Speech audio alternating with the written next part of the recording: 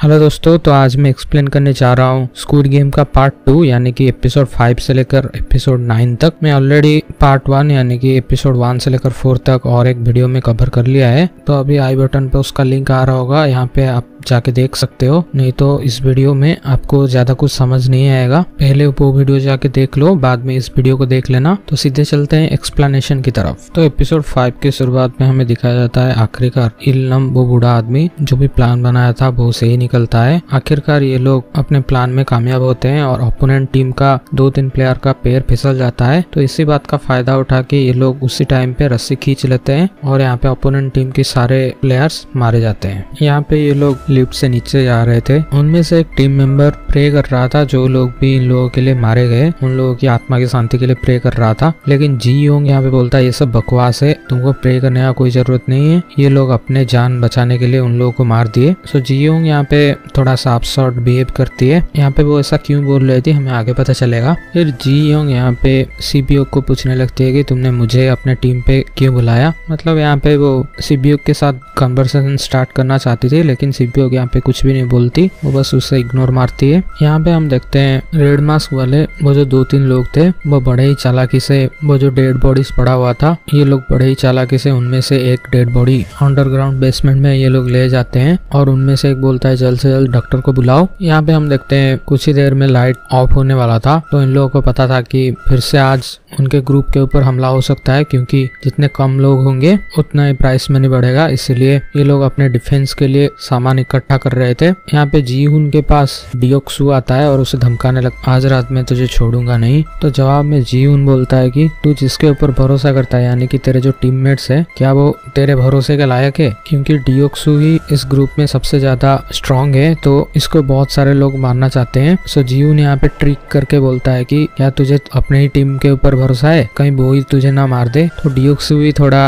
यहाँ पे चिंता में पड़ जाता है और अपने टीम मेंबर से बोलता है कि आज कोई लफड़ा नहीं। फिर हम देखते हैं जी हुन की टीम से बारी बारी 2 लोग रात में पहरा दे रहे थे ताकि इन लोगों के ऊपर हमला ना हो। सीन शिफ्ट होके हम देखते हैं डॉक्टर को, जो कि वहाँ पे ऑपरेशन कर रहा था और वही ऑर्गन यहाँ पे शरीर से बाहर कर रहा था। फिर यहाँ पे 28 और 29 दोनों ही आते हैं। 29 में हमारा पुलिस वाला जून हो था। यहाँ पे इन लोगों का झगड़ा हो जाता है कि डॉक्टर तुम ठीक से काम नहीं कर रहे हो। डॉक्टर यहाँ पे बोलता है कि इसमें मेरी क्या गलती है, उस पेशेंट के पास एक ही किडनी था, इसमें मेरी क्या गलती है। तो ये बात यहाँ पे जून हो सुन लेता है। यहाँ पे ये लोग जल्द से जल्द ऑपरेशन खत्म करके जितने भी ऑर्गन्स है ये लोग 28 और 29 लोगों को देते हैं और 28 और 29 वाले दोनों एक टनल के सहारे नीचे उतरते हैं। यहाँ पे जूनहो 28 वाले को पकड़ता है और उसे पूछने लगता है कि वो आदमी कौन था जिसके पास एक ही किडनी थी। यहाँ पे 28 रिवील करता है कि वो पेशेंट एक औरत थी, ना कि आदमी। यहाँ पे जूनहो से हमें पता चलता है कि उसके भाई ने एक किडनी खुद जूनहो को दे दिया था,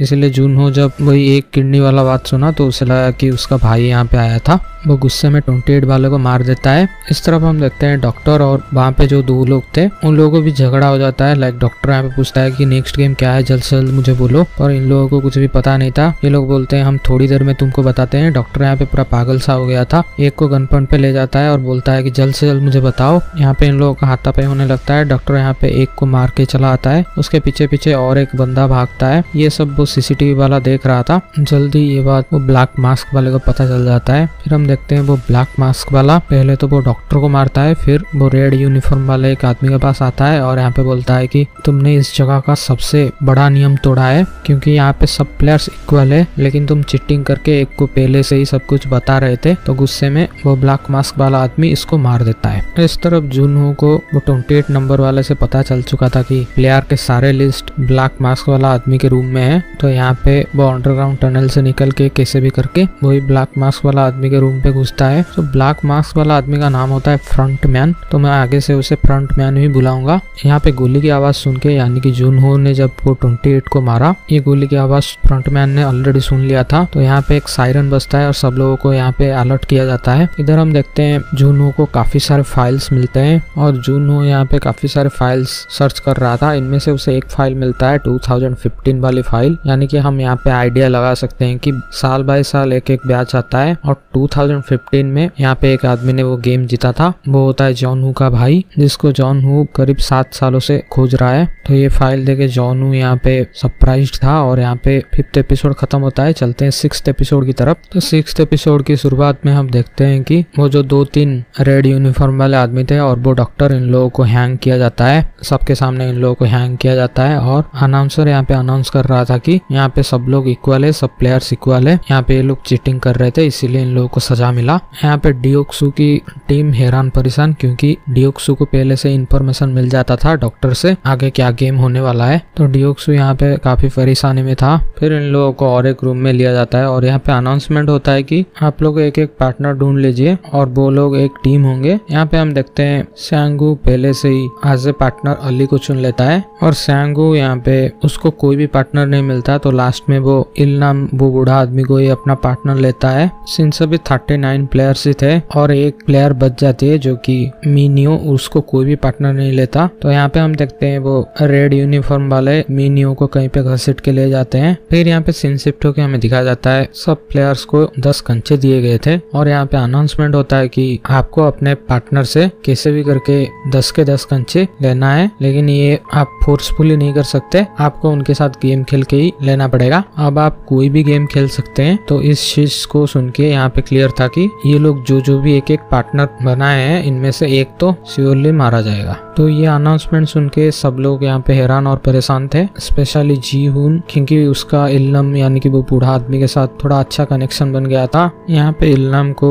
उसकी डिमेंशिया वाली बीमारी फिर से उसके ऊपर हावी हो गया था, यानी कि इल्लम सब कुछ सुनता है, ये अनाउंसमेंट सुनता है लेकिन कुछ समझ नहीं पाता। इस तरफ हम देखते हैं सैंगू और अली, ये लोग एक गेम खेलते हैं जिसमें कि मुट्ठी में कंचे होंगे और ओपोनेंट को गेस करना पड़ेगा कि उसकी मुट्ठी में ऑड नंबर है कि इवन नंबर है। तो अगर ओपोनेंट वाली टीम सही गेस कर लेती है तो जितने भी कंचे उसके हाथ में है उसे ओपोनेंट टीम को देना पड़ेगा। यहाँ पे खेल चलता है और हम देखते हैं अली यहाँ पे जीत रहा था और सैंगू पूरा फ्रस्ट्रेट होकर अली के ऊपर चिल्लाता है कि तुम कैसे जीत रहे हो और तुम जरूर से चीटिंग कर रहे हो। यानी कि सैंगू जो हार रहा है वो अली के ऊपर अपना फ्रस्ट्रेशन निकाल रहा था। अभी सैंगू के पास सिर्फ एक ही कंचा था, तो अगर वो हार जाता तो वहीं पे उसको मार दिया जाता। यहाँ पे वो अली को मैनिपुलेट कर देता है और उसे बोलता है कि देखो हम दोनों ही इधर से बच सकते हैं, तुम्हें क्या करना है कि हर जगह घूमना है और देखना है कि कोई और टीम ऐसा कुछ सिचुएशन आ रहा है क्या। लाइक वो बोलता है कि हर टीम में ऐसा ही सिचुएशन आएगा जब कोई हार रहा होगा और कोई जीत रहा होगा, लेकिन जो टाइमर दिया गया था 10 मिनट का, उसके अंदर अगर दोनों ही लोग यहाँ पे फिनिश नहीं कर पाए, यानी कि एक टीम दूसरी टीम का सारा कंचा नहीं ले पाया, उनके बीच ड्रॉ हो जाएगा और इन लोगों को, 2 लोगों को ही छोड़ना पड़ेगा, दोनों लोगों को छोड़ना पड़ेगा और बाद में सैंगू और अली इन दोनों का कंचा मिला दिया जाएगा और अपोनेंट का जो टीम था, मतलब अपोनेंट में भी 2 लोग होंगे, उन लोगों का कंचा मिला दिया जाएगा और साथ में ये लोग खेल सकते हैं। तब ये लोग एज ए टीम खेल सकते हैं, मतलब 2 वर्सेस 2। अगर आपको समझ नहीं आया 2 वर्सेस 2 होगा, अभी 1 वर्सेस 1 चल रहा है, तब 2 वर्सेस 2 होगा। ऐसा के सैंगू बड़े ही चालाकी से अली को मैनिपुलेट कर देता है और हम देखते हैं अली यहाँ पे किसका खत्म हो रहा है किसका चल रहा है ये सब देखने गया था। और थोड़ी देर बाद जब वो चेक करके आता है, हम देखते हैं सैंगू बड़े ही चालाकी से अली का जितना भी मार्बल्स था, कंचे थे, उसको अपने पोटली में ले लिया था और उसको वही रेड यूनिफॉर्म वालों को दे देता है और बोलता है कि देखो मैंने विदाउट फोर्सफुली अपने पार्टनर से सारे कंचे ले लिए। मतलब जैसा कि नियम में था, आप फोर्सफुली अपने पार्टनर से कंचे नहीं ले सकते, सो वैसा ही इसने किया है। तो ये सीन बहुत ही ज्यादा डार्क और डिप्रेसिंग था। यहाँ पे अली को गोली मार दिया जाता है। फिर हम देखते हैं जी हुन भी इल्नम से हार रहा था, वही सेम गेम ये खेल रहे थे ऑड इवन वाला। जी हुन इल्नम यानी कि वो बूढ़े आदमी से हार रहा था। अभी जी हुन के पास एक ही गोटी बची थी। यहाँ पे वो अपने आप को बचाने के लिए इल्नम की बीमारी का फायदा उठाता है, यानी कि इल्नम को जो डिमेंशिया था उसका फायदा उठाता है। लाइक वो पहले रिजल्ट देख लेता है, उसके हाथ में ऑड या इवन है, अगर रिजल्ट गलत हो गया, ऑड हो गया, तो वो इल्नम से ऐसा बोल देता है कि मैंने तो इवन बोला था, तो ऐसा वो बोल देता है। ऐसे करते करते इल्नम का सारा कंचे जीवन के पास आ गया था, लेकिन जीवन को अंदर ही अंदर बहुत गिल्टी महसूस होता है। अभी इल्नम के पास एक ही गोटी बची थी और वो बोलता है तुम सारे के सारे दांव एक साथ लगाओ। तो जीवन यहाँ पे बोलता है मैं क्यों लगाऊं, मेरे पास तो 19 के 19 कंचे है। फिर इल्नम उसे बोलता है कि अच्छा, जो कंचे तुमने मेरे से धोखा करके यानी कि मेरे डिमेंशिया का फायदा उठा के मेरे से लिए, तो यहाँ पे हमें पता चलता है इल्नम को इस चीज के बारे में पता था कि जीवन उसको धोखा दे रहा है और बड़ी चालाकी से उससे कंचे ले रहा है, बट इल्लम यहाँ पे वो जो आखिरी कंचा था उसको ऐसे ही जीवन को दे देता है और वो खुद सैक्रिफाइस के लिए रेडी था। यहाँ पे वो बोलता है कि मैं कितने दिन ही जीऊंगा, और ये बहुत ही ज्यादा इमोशनल सीन था इस एपिसोड का। फिर हमें क्यांग सी बियोक और जी योंग ये दोनों का कन्वर्सेशन दिखा जाता है। जी योंग यहाँ पे सिबियोक को पूछने लगती है कि अपने बारे में कुछ बताओ, तो सिबियोक यहाँ पे बताने लगती है अपनी स्टोरी, वही नॉर्थ कोरिया और उसकी मम्मी कैसे चाइना में फंस गई है और उसका भाई, छोटा भाई एक अनाथ आश्रम में है। फिर जी योंग अपने बारे में बताने लगती है, उसका परिवार में अभी कोई नहीं है, और वो बोलने लगती है कि उसका फादर बहुत अब्यूसिव फादर थे, हमेशा उससे और उसके माँ को मारते रहते थे, और मारने के बाद वो गॉड को प्रे करते थे। मतलब ये उस जगह का हिंट है, यानी कि जब ये लोग टॉग ऑफ वार खेल के आए और यहाँ पे एक आदमी गॉड को प्रे कर रहा था, उस जगह का ये हिंट है। इसीलिए जी योंग को मतलब गुनाह करने के बाद गॉड को प्रे करना ये सब पसंद नहीं था। यहाँ पे जी योंग एक दिन कॉलेज से घर आई थी और वो देखती है कि उसके फादर ने आखिरकार मारते मारते अपने उसके मम्मी को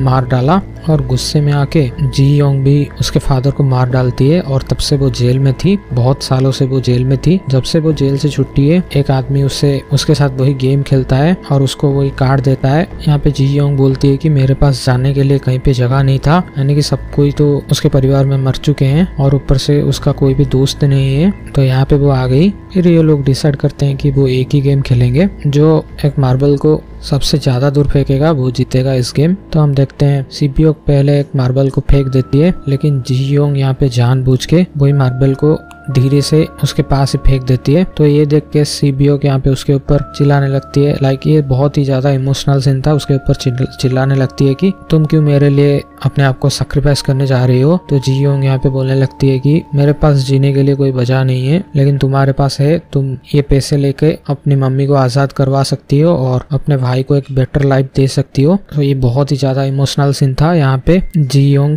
खुद को सैक्रिफाइस कर लेती है सिबियोक के लिए, और जी योंग को यहाँ पे गोली मार दिया जाता है। और लास्ट में हम देखते हैं डियोक्सु भी ये कंचे वाले गेम में जीत गया था। ये बहुत ही ज्यादा इमोशनल एपिसोड था, और इस एपिसोड में हमने देखा एक तरफ अपने आप को बचाने के लिए धोखा और एक तरफ दोस्ती के लिए कुर्बानी। 6th एपिसोड यहाँ पे खत्म होता है, चलते हैं 7th एपिसोड की तरफ। तो 7th एपिसोड की शुरुआत में हम देख पाते हैं फ्रंटमैन यहाँ पे सबको अलर्ट करता है कि VIPs कुछ देर में आने वाले हैं, जल्द से जल्द उस पुलिस वालों को ढूंढो। फिर हम देखते हैं मीनियो, जिनको वो रेड मास्क वाले खींच के ले गए थे, वो अभी भी जिंदा है। फिर यहाँ पे और एक आदमी चिल्लाने लगता है, क्योंकि ये गेम में अपनी ही बीबी को खो दिया था। सो यहाँ पे वो चिल्ला के सबसे रिक्वेस्ट करता है कि प्लीज इस गेम को बंद कर दो, अभी के अभी हम बोट करते हैं और इधर से हम निकल सकते हैं। लेकिन कोई भी उसकी बात नहीं सुनता, और ऊपर से सैंगहू यहाँ पे उसको समझाने के बजाय उसके ऊपर ही चिल्लाता है, अगर तुमको इतनी पड़ी है तो तुम खुद क्यों नहीं मर गए, तुम्हारे बीबी को क्यों मरने दिया। तो ऐसा कह के वो उसके ऊपर चिल्लाता है। फिर सीन शिफ्ट होके हमें दिखाया जाता है सारे VIPs पहुंच गए थे,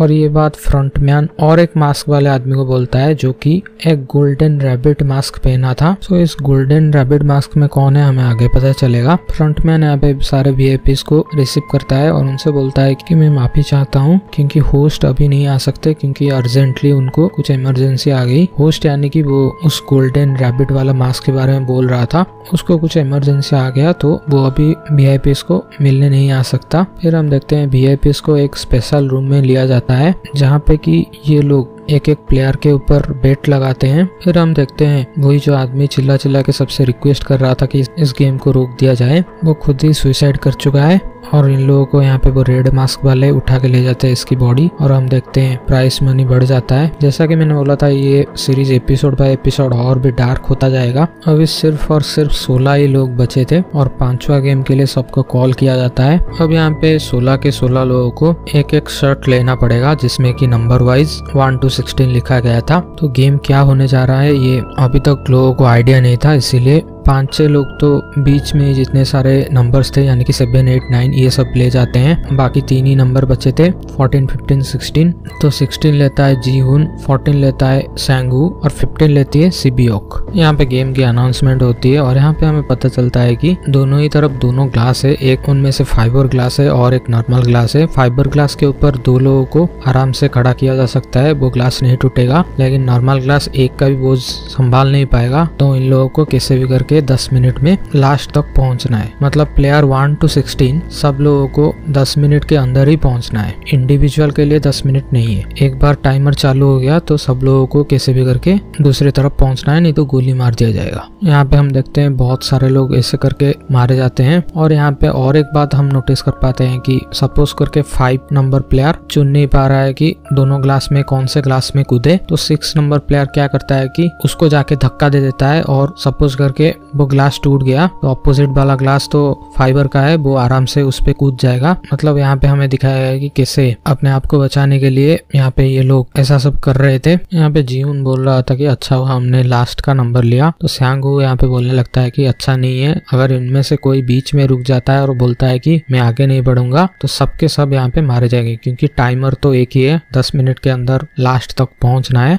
तो अभी इनके लिए भी खतरा था। इधर हम देखते हैं डियोक्सू, जिसके आगे अभी कोई नहीं था, वो ऐसे ही सबको धक्का दे दे के आगे पहुंच गया था। अभी उसके आगे कोई भी खिलाड़ी नहीं था, तो अभी वो किसी को भी यूज नहीं कर सकता। इसीलिए यहाँ पे वो एक कांच पे खड़ा रह के बोलता है कि अब मैं आगे नहीं बढ़ूंगा, यहाँ पे सबके सब मारे जाएंगे। यहाँ पे सब लोग हल्ला करने लगते हैं कि ये क्या कर रहे हो, ऑब्वियसली करेंगे। तो उसके जस्ट पीछे मीन्यू थी, तो मीन्यू यहाँ पे डियोक्सू को बोलती है कि तुम्हें याद है ना, अगर तुमने मुझे धोखा देने का कोशिश किया तो मैं तुम्हें मार डालूंगी बोला था। तो यहाँ पे हम देखते हैं मीन्यू ट्रिक करके डियोक्सू को पकड़ लेती है और एक कांच पे कूद जाती है। तो वो नॉर्मल कांच था, इसीलिए यहाँ पे ये दोनों ही नीचे गिर जाते हैं और मर जाते हैं। अभी 4 ही लोग बचे थे, जीहुन, सिबियोक और स्यांगू, और उन लोगों के आगे और एक आदमी था। यहाँ पे वो आदमी बोलने लगता है कि वो 30 साल एक ग्लास फैक्ट्री में काम कर चुका है, तो उसको मालूम है कौन सा वाला नॉर्मल कांच है, कौन सा वाला फाइबर है। तो यहाँ पे वो उन लोगों की मदद करता है और कैसे भी करके वो आगे जा रहा था और जस्ट एक ही कांच बचा था, मतलब एक पेयर कांच बचा था। ये बात यहाँ पे फ्रंटमैन नोटिस कर देता है, क्योंकि फाइबर ग्लास में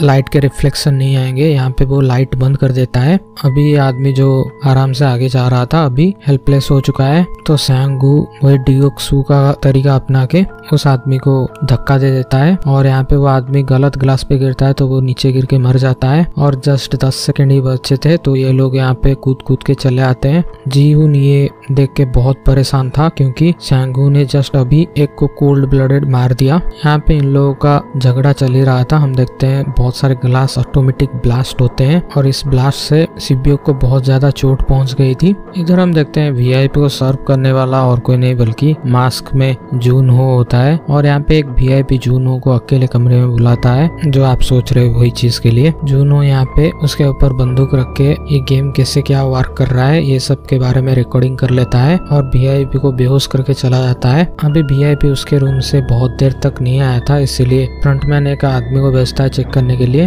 तो यहाँ पे ये सब बातें फ्रंटमैन को जल्द से जल्द पता चल गया था, तो जूनहो को पकड़ने के लिए वो लोगों को भेजता है, क्योंकि जूनहो उस वीआईपी का फोन ले गया था और भी एविडेंस के लिए। तो फ्रंटमैन यहाँ पे उस वीआईपी का नंबर ट्रैक कर लेता है और यहाँ पे ये लोग एक बोट में उसके पीछे पीछे निकल जाते हैं। यहाँ पे 7th एपिसोड खत्म होता है, चलते हैं 8th एपिसोड की तरफ। यहाँ पे हम देखते हैं जूनहो वहाँ से भाग के पानी में स्विमिंग करके एक पास ही में एक आइलैंड में आ गया था, जहाँ पे की मोबाइल नेटवर्क आ रहा था। तो वो तुरंत अपने चीफ ऑफिसर को फोन करता है और ये सब बताता है, लेकिन मोबाइल का नेटवर्क स्ट्रॉन्ग नहीं था, इसीलिए चीफ को यहाँ पे कोई भी बात सुना नहीं दे रहा था। तो जूनहो अभी तक जितने भी वीडियोस फोटोज सब क्लिक किए थे, जितने भी एविडेंस कलेक्ट किए थे, वो सब व्हाट्सएप के जरिए वो फॉरवर्ड कर देता है, लेकिन वो मैसेजेस सेंड नहीं हो रहे थे क्योंकि वहाँ पे स्ट्रॉन्ग नेटवर्क नहीं था। अब तक वो ब्लैक मास्क वाला आदमी यानी कि फ्रंटमैन भी वहाँ पे चला आया था। यहाँ पे वो रेड यूनिफॉर्म वालों को बोलता है कि गोली मत मारो और वो सिर्फ अकेला आगे जाता है। यहाँ पे वो काइंड ऑफ जूनहो को समझा रहा था ऐसा मत करो, ये सब एविडेंस मुझे दे दो,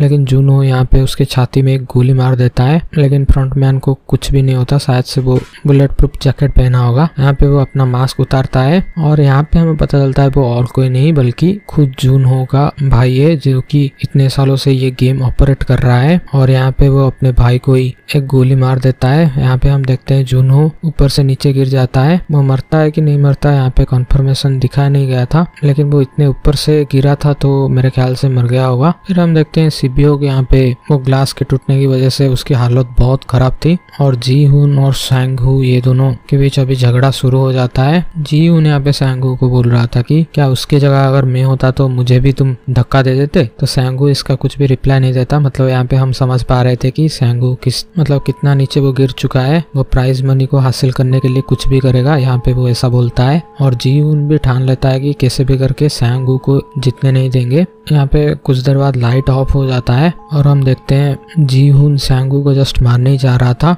लेकिन सिबियोक यहाँ पे उसको रोक लेती है और बोलते है कि तुम उससे बेहतर हो, तुम उसकी तरह मत बनो। यहाँ पे जी हून और सिबियोक थोड़े बॉन्ड करने लगते हैं, लाइक एक दूसरे के बारे में थोड़े बातचीत करने लगते हैं। और सिबियोक यहाँ पे बोलते है कि अगर मैं इधर से जिंदा ना जा सकी तो प्लीज मेरे भाई को संभाल लेना, ये वादा करो। यहाँ पे हम देखते हैं सिबियोक की कंडीशन और भी बहुत खराब हो रही थी, इसीलिए वो कुछ देर के लिए जी हून यहाँ पे सबको बुलाने के लिए थोड़ी देर के लिए बाहर जाता है। और इधर हम देख पाते हैं कि इसी टाइम के बीच सांग वू ने सिबियोक को मार दिया था। तो ये बहुत ही शॉकिंग था। यहाँ पे सांग वू बोलता है कि मतलब वो प्राइज मनी बढ़ गया था, इसीलिए वो ऐसा करता है। ये देख के जी हून और सांग वू एक दूसरे को अटैक करने जा रहे थे, लेकिन वो रेड यूनिफॉर्म वाले इन लोगों को बेहोश कर देते हैं। यहाँ पे 8th एपिसोड खत्म होता है, तो चलते हैं 9th एपिसोड, आखिरी एपिसोड की तरफ। तो यहाँ पे हम देखते हैं आखिरी गेम खेला जाने वाला था और आखिरी गेम स्क्विड गेम है। जीहू ने यहाँ पे पूरी तरह से ठान लिया था कि कैसे भी करके सांग वू को तो ये पैसा नहीं ले जाने देगा। मतलब सांग वू यहाँ पे अंत तक आते आते बहुत ही ज्यादा सेल्फ सेंटर्ड और काइंड ऑफ विलियन भी बोल सकते हो। फिर यहाँ पे टॉस होता है और टॉस जीहून जीतता है और यहाँ पे वो चूज करता है कि वो ऑफेंस खेलेगा। तो स्क्विड गेम का क्या रूल वगैरह होता है मैं पहले एपिसोड में ही बता दिया था। यहाँ पे हम देखते हैं सांग वू फिर से चीटिंग करता है और उसके पास एक छोटा सा नाइफ था जो कि वो जीहून के ऊपर चलाने का कोशिश करता है और जीहून जैसे तैसे करके बचता है। और यहाँ पे हम देखते हैं जीहून बहुत ही ज्यादा स्ट्रगल करके ये गेम को जीतने जा रहा था। अगर वो इस गेम को जीत लेता तो यहाँ पे सांग वू को मार दिया जाता, लेकिन आखिरी मोमेंट में वो बोलता है कि वो इस गेम को नहीं खेलेगा। अगर 2 लोग यहाँ पे इस गेम को नहीं खेलेंगे तो इस गेम को यहाँ पे बंद किया जाएगा, यानी कि जीहून को वो पैसे नहीं चाहिए और यहाँ पे वो इस गेम को बंद करना चाहता है। लेकिन हम देखते हैं सांग वू ये सब देख के उसका थोड़ा हार्ट चेंज होता है और वो अपने आप का गला काट देता है और यहाँ पे वो जीहून से माफी भी मांगता है। लाइक अभी तक जितना वो सब किया इन सब के लिए वो माफी मांगता है। और यहाँ पे जाते जाते वो रिक्वेस्ट करता है कि इस पैसे से थोड़े पैसे उसके मम्मी यानी कि जीहून जिससे फिश खरीदा था उसको थोड़े पैसे दे दे। अगेन यहाँ पे इमोशनल मोमेंट था। फिर हम देखते हैं जूनो का भाई जो कि फ्रंट मैन था वो जीहून को कंग्रेचुलेट करता है ये गेम जीतने के लिए, लेकिन जीहून यहाँ पे उसका आंख में पट्टी बंधा हुआ था तो वो देख नहीं पाया। और हम देखते हैं थोड़ी देर बाद जीहून के अकाउंट में वही 45.6 बिलियन अमाउंट डिपॉजिट हो गया था। यहाँ पे वो एटीएम से कुछ पैसे निकाल के अपने घर जा रहा था और रास्ते में वो सांग वू की माँ उनसे मिलती है। वो सांग वू के बारे में पूछती है क्योंकि सांग वू का कई दिनों से उससे फोन नहीं आया है। तो जीहून यहाँ पे कुछ भी नहीं बोल पाता, चुपचाप अपने घर जाता है। और जब वो घर जाके पहुंचता है उसे पता चलता है कि उसकी माँ गुजर चुकी है। तो जैसा कि मैंने बोला था ये एपिसोड बाय एपिसोड बहुत डार्क होता जाएगा, क्योंकि यहाँ पे हम क्लियरली देख पाते हैं कि जीहून जिसके लिए पैसे कमाने के लिए गया था यानी कि अपने माँ की इलाज के लिए पैसे कमाने गया था और वो पैसा जीत के भी आया, लेकिन वो पैसा उसका कोई भी काम का नहीं है। So it is dark and depressing. फिर कहानी 1 साल बाद शिफ्ट होता है। हम देखते हैं जीहून अभी भी वैसे ही जी रहा है और वो 45.5 बिलियन को अभी भी उस पैसे को हाथ नहीं लगाया। यहाँ पे वो फिर से उसको एक चीट मिलता है और उसमें एक एड्रेस मेंशन था, वहाँ पे वो जाता है और यहाँ पे सबसे बड़ा सरप्राइज मिलता है। तो यहाँ पे हमें पता चलता है इस गेम के पीछे और कोई नहीं बल्कि खुद इल्नम है, वही बूढ़ा आदमी। तो जीसून यहाँ पे उसको पूछने लगता है कि तुमने ऐसा हमारे साथ क्यों किया। फिर जीहून अपना स्टोरी बताने लगता है और वो बोलता है कि जितने पल मैं तुम्हारे साथ गुजरा वो सब असली है, लाइक उसको सच में ये डिमेंशिया वाली बीमारी है। और यहाँ पे हम ये बात भी जान पाते हैं कि वो जो गोल्डन रैबिट मास्क के पीछे कौन था, वो इल्नम ही था। फिर इल्नम बोलने लगता है कि ये लोग बहुत सारा पैसा कमा के बोर हो गए थे, इसीलिए यहाँ पे ये लोग कई सालों से एक गेम खेल रहे हैं, लाइक वो ऐसे ही फाइनेंशियली वीक पर्सन को उठाएंगे और इन लोगों को खिलाएंगे और ये देख के इन लोगों को मजा आता है। ऊपर से उनके जो क्लाइंट्स थे यानी कि वो VIPs, ये लोग उसके ऊपर पैसा लगाते हैं। और ये रेफरेंस था पहला सीन का, जैसे कि जीहून घोड़ों के ऊपर पैसा लगा रहा था तो जीहून यहाँ पे बोलने लगता है कि हम कोई घोड़े नहीं है, हम इंसान है। फिर इल्नम यहाँ पे जीहून को समझाने का कोशिश करता है कि ये जो पैसे तुमने जीते ये तुम्हारी मेहनत की कमाई है, तुम इसको इस्तेमाल क्यों नहीं कर रहे हो। जितने लोग मरे वो उन लोगों की किस्मत थी। और यहाँ पे वो एक आखिरी गेम उसके साथ खेलता है। उस बिल्डिंग के नीचे एक ड्रंक आदमी ऐसे ही लेटा था, उसका कई घंटों से उसका कोई भी हेल्प नहीं कर रहा था। तो इल्नाम जीहुन को बेट लगाता है कि क्या तुम्हें लगता है आजकल ह्यूमैनिटी है? अगर होता तो इस गेम में जो ये लोग खेल रहे थे उस गेम में सारे के सारे प्लेयर्स लोगों का ह्यूमैनिटी कहाँ था? और वो जो ड्रंक आदमी नीचे लेटा है, अगर 15 मिनट के अंदर अंदर कोई उसे हेल्प करता है तो तुम जीते, नहीं तो मैं जीता। फिर 14 मिनट ऐसे ही निकल जाते हैं और इस तरफ हम देखते हैं कि 14 मिनट के अंदर एक आदमी आता है और जीहुन को लगने लगता है कि ये आदमी उसकी हेल्प करेगा, पर ऐसा नहीं होता, बल्कि वो आदमी वो ड्रंक आदमी का पर्स चोरी करके भाग जाता है। तो जस्ट 30 सेकंड से बचे थे। यहाँ पे हम देखते हैं पुलिस का गाड़ी आता है और वो ड्रंक आदमी को उठा के ले जाते हैं। फिर जीहुन यहाँ पे चीयर करके बोलने लगता है कि देखा, मैंने जीत गया, अभी भी लोगों के अंदर ह्यूमैनिटी है। लेकिन तब तक इल्नाम भी गुजर चुके थे। फिर जीहुन यहाँ से चला जाता है। थोड़ी देर बाद हम देखते हैं फ्रंटमैन यहाँ पे आया था। तो यहाँ पे ये लोग लगातार जीहुन के ऊपर नजर रख रहे थे। कहानी फिर से थोड़े दिन के बाद शिफ्ट होता है और हम देखते हैं जीहुन यहाँ पे थोड़ा चेंज हो गया था और उसी बियक के भाई के पास जाता है उसको अडॉप्ट करने के लिए। और उसका प्लान था ये लोग साथ में यूएसए जाएंगे, क्योंकि यूएसए में उसकी बेटी भी है। और जाते जाते हम देखते हैं बहुत सारे पैसे वो सैंगू के माँ को दे के जाता है। यहाँ पे वो ट्रेन से एयरपोर्ट तक जा रहा था, लेकिन रास्ते में वही इंसान को वो देखता है जो कि पहली बार उसके साथ वो गेम खेला था और वो उसके पास जा पाता इससे पहले ही वो आदमी ट्रेन से निकल लेता है। और वो जो कार्ड वो नए आदमी को इसने दिया था जीहुन उससे छीन लेता है और बोलता है कि मैं तुम्हें ये कार्ड नहीं दूंगा। यानी कि ये रिफ्लेक्ट कर रहा था कि जीहुन किसी को नहीं चाहता ये गेम खेले, क्योंकि जितने भी लोग जाएंगे लास्ट में एक ही बचेगा